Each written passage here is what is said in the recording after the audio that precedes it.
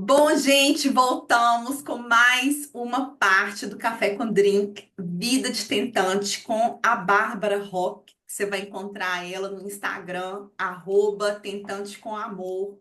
Vale muito a pena você ver aí os blocos, os episódios anteriores.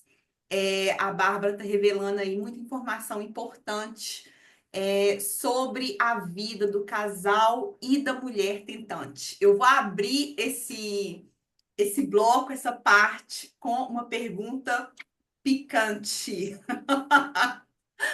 Bárbara, alguma coisa mudou na intimidade sua e do seu marido depois que vocês se identificaram como casal tentante?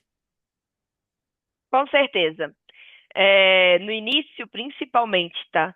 Porque outra coisa que a gente não fala muito, né?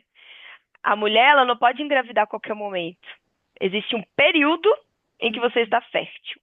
E é só naquele período.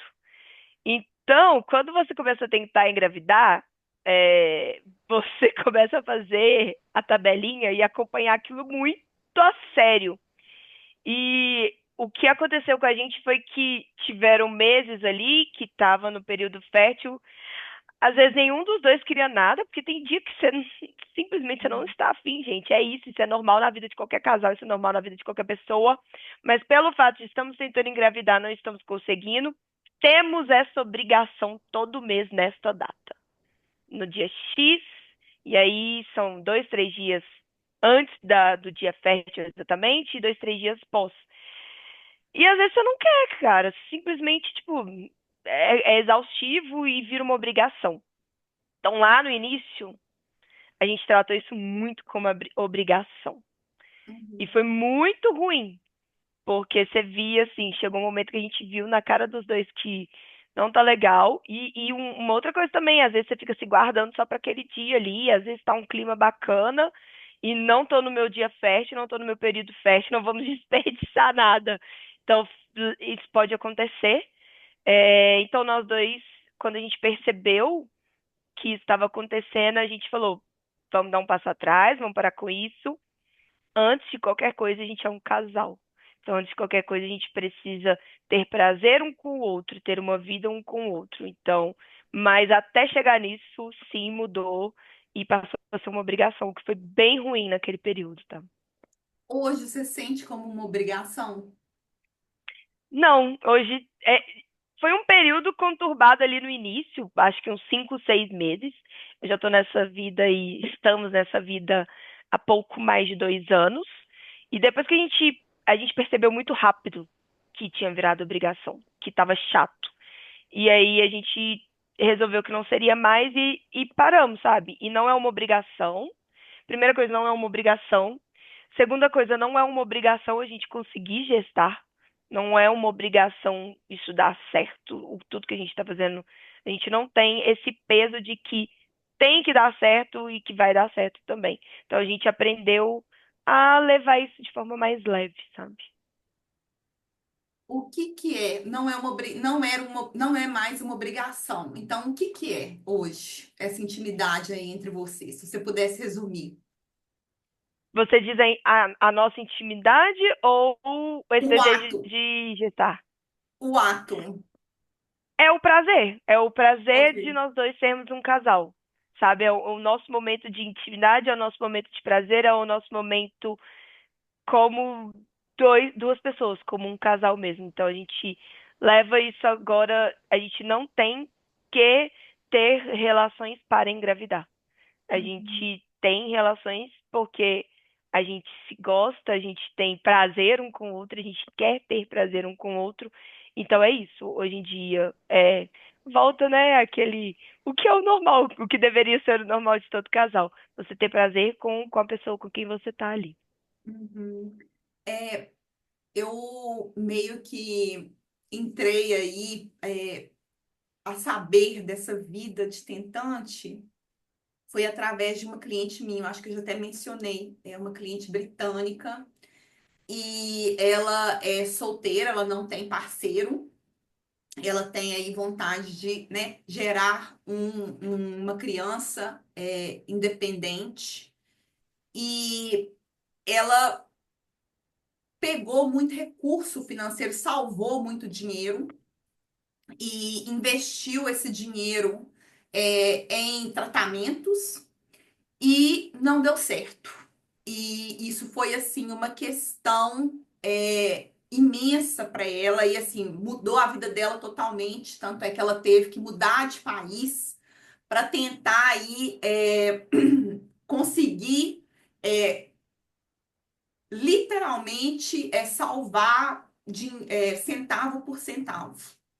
E isso me chamou muita atenção, né, do tanto que as finanças, do tanto que o lado financeiro influencia nesse processo, né, do casal, da vida da tentante, independente se é um casal ou se é uma produção ali independente.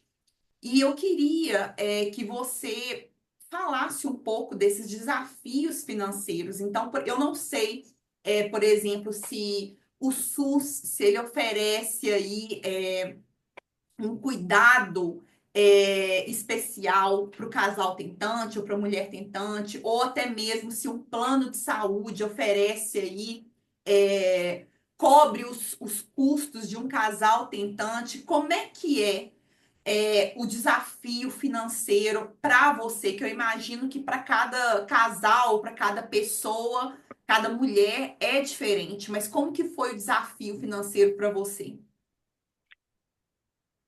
Financeiramente, a depender do que você vai fazer, fica muito caro, sim. E isso foi uma questão muito grande para mim, porque quando eu vi que tinham gastos, a primeira coisa que eu falei foi: que humilhação, tô comprando um bebê. Uhum, Esse foi meu primeiro pensamento.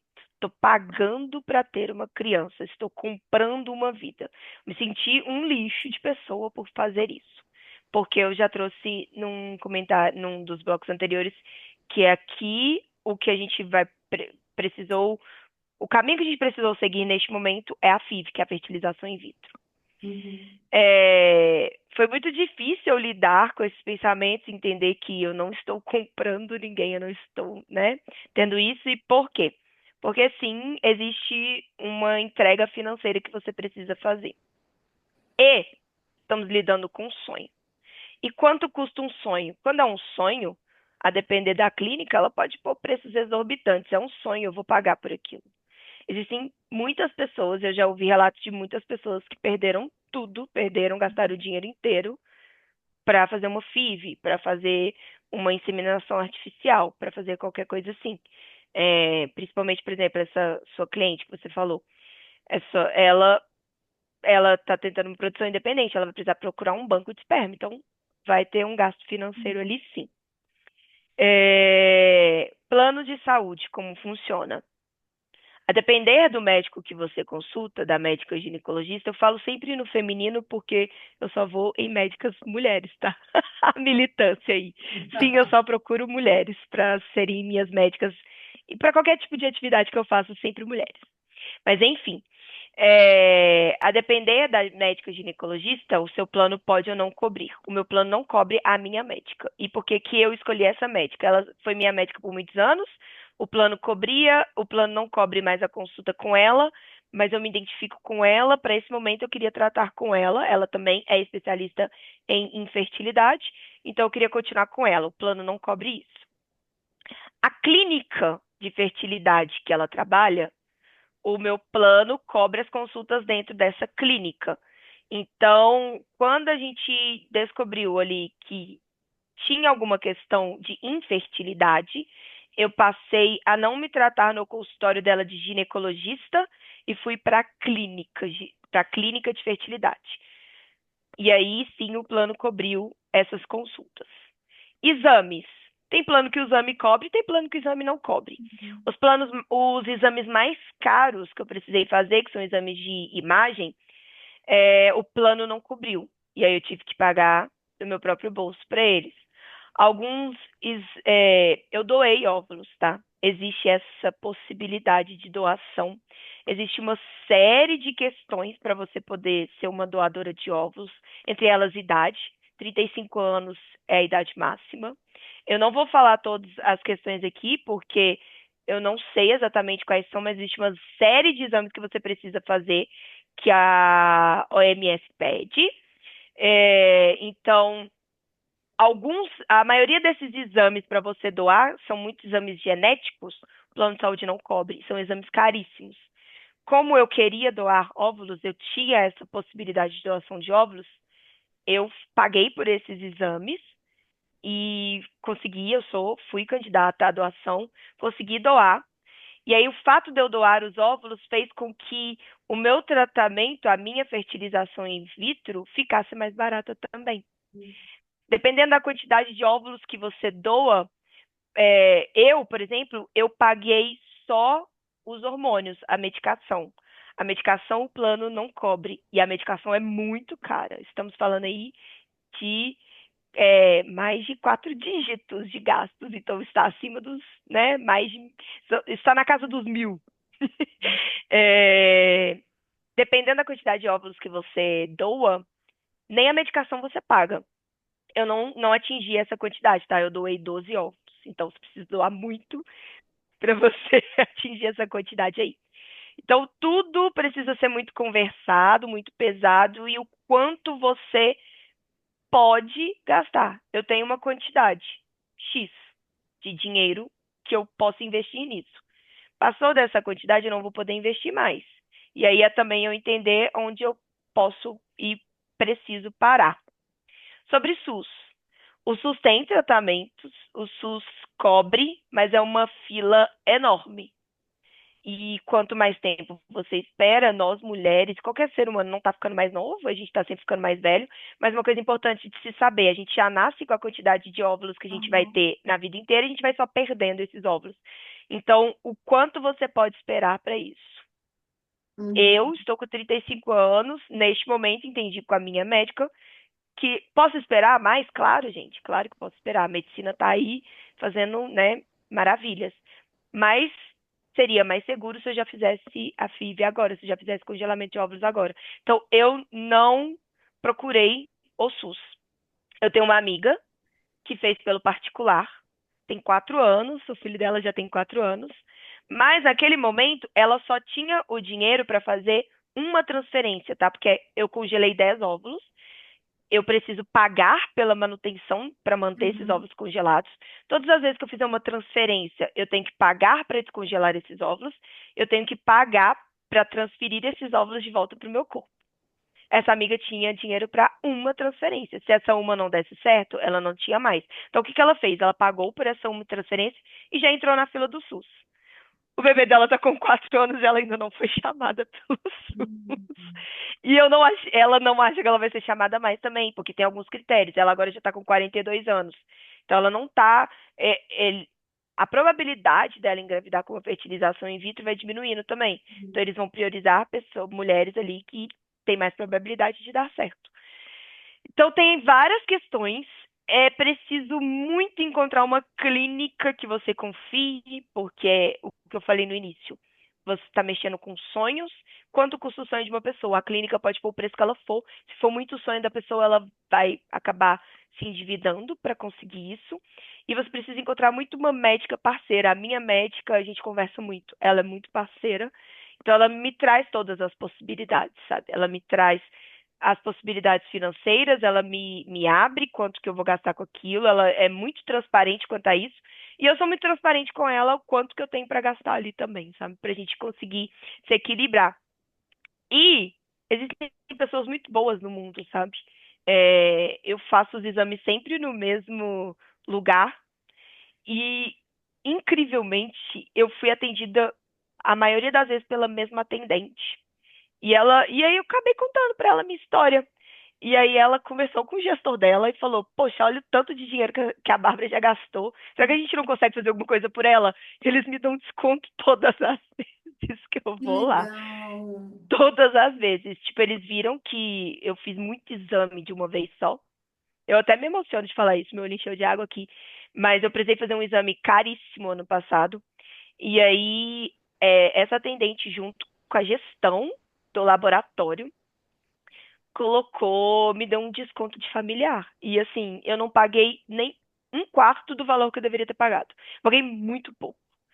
Então, você vai encontrar pessoas boas no caminho também, sabe? Pessoas que vão te ajudar. É por isso que eu falo que falar é importante. É, conversar, trazer isso para outras pessoas é importante também.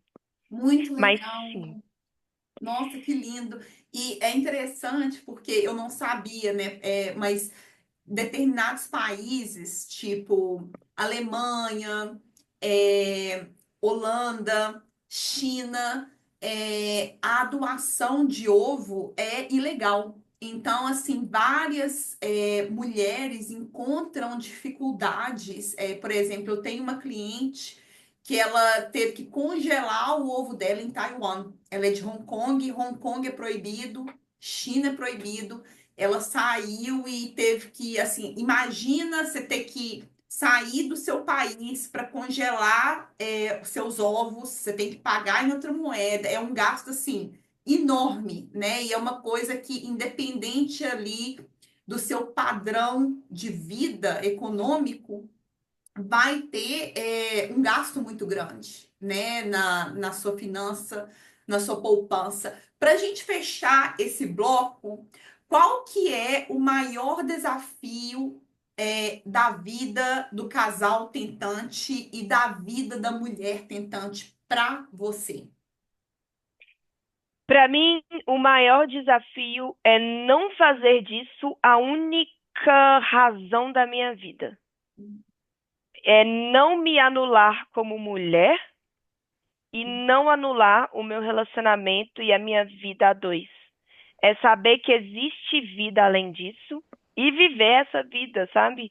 É não me fazer de coitada, porque sim, às vezes dói, às vezes só quer chorar, às vezes só quer ficar triste ali.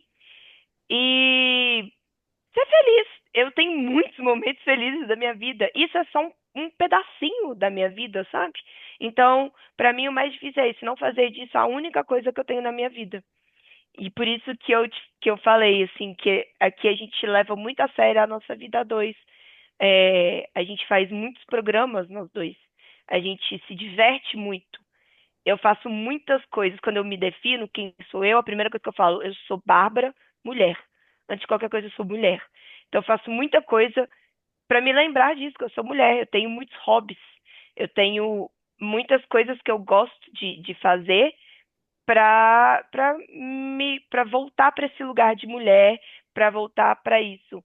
E para mim o mais difícil é isso, entender que eu posso ser feliz se eu não gestar. Eu, Uhum, esse é um sonho, esse é um desejo, isso é uma coisa que a gente quer neste momento, mas eu também preciso, eu estou jogando toda a minha energia positiva, eu faço muita meditação, eu jogo muito para o universo, frases positivas para que isso aconteça, mas eu também preciso ter muito pé no chão que a minha vida não pode e não vai acabar se eu não atingir esse objetivo. Ela não pode acabar e ela não vai acabar. A minha vida como mulher e a minha vida como casal. A gente tem mais o que viver e o que aproveitar deste mundo se no final das contas nada der certo, sabe? Se a gente não gestar. É, entra-se também muito nos papos de e adoção. Adoção nunca foi uma coisa que eu pensei, não é uma coisa que eu penso agora, pode ser uma coisa que eu pense lá pra frente, pode ser que não, pode ser que não. Mas é isso. Entender que existem outros caminhos e que existe uma vida para você viver. Isso não pode ser a sua vida. Eu acho que esse é o nosso maior desafio aqui hoje, sabe? E aí, para você ter ideia, eu planejo viagens, eu compro passagens, eu faço vários outros planejamentos. Ah, mas beleza, a gente tem uma viagem planejada para agora 2025. Mas e se você estiver grávida? Tá, mas e se eu não tiver? Então, eu não vou deixar de planejar as coisas, eu não vou deixar de viver as coisas só por causa disso. Eu fiz a coleta dos óvulos em novembro de 2024. Eu planejei uma viagem para dezembro, então, teoricamente, eu deveria fazer a transferência em dezembro, mas não, já estava isso planejado, é a minha vida. vou esperar um tempo a mais, um próximo ciclo, próximo 2, 3 ciclos, para fazer a transferência, porque eu planejo a minha vida como casal também, planejo a minha vida como indivíduo também, para que isso não seja a única coisa que eu faça. Eu acho que isso resume muito em você vai até na parte que você se identificou. Você falou várias coisas, né? Eu sou mulher, eu sou mãe de pet, eu sou formada em letras, e você também é tentante, você não é só tentante. Eu acho que isso é muito importante, a forma como que a gente abraça determinados rótulos, né? Até que ponto a gente está agarrado naqueles rótulos. Então, vamos finalizar aqui esse bloco e depois a gente volta mais com mais perguntas, mais desafios da vida de tentante. Espera aqui que eu vou dar um stop.